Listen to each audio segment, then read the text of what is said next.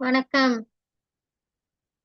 உகரம் தமிழ் வகுப்புல எழுதுதல்ல பொறுத்துக பார்த்துட்டோம், சேர்த்து எழுதுக பார்த்துட்டோம். சரிங்களா?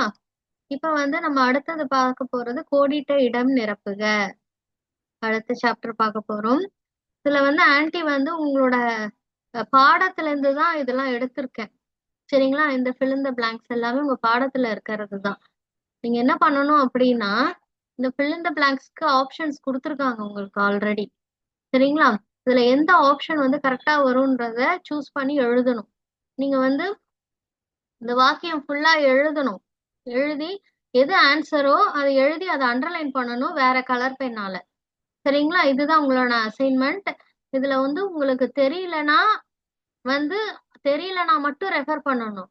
அப்ப எது தெரியல அப்படின்னு நீங்க ரெஃபர் பண்ணிருக்கீங்களோ அதை ஹைலைட் பண்ணி அனுப்பணும். இது எனக்கு தெரியல, அதை நான் ரெஃபர் பண்ணியிருக்கேன் அப்படின்றதுக்கு நீங்க ஹைலைட்டர் வச்சு அந்த அந்த ஆன்சரை மட்டும் நீங்க ஹைலைட் பண்ணி அனுப்பணும். சரிங்களா? நான் இதை பார்த்து எழுதுனேன் அப்படின்னு சொல்லிட்டு. மோஸ்ட்லி நீங்க இதுக்கான ஆன்சர் உங்களுக்கு மோஸ்ட்லி தெரியும். பார்த்தாலே தெரியும் உங்களுக்கு ஆப்ஷன்ஸ் பார்த்தாலே எது சரியா வரும்னு சொல்லிட்டு. அதனால நீங்க மோஸ்ட்லி என்ன பண்ணணும், பார்க்காம தான் எழுதி அனுப்பணும். சரிங்களா? ரெஃபர் பண்ணாதீங்க.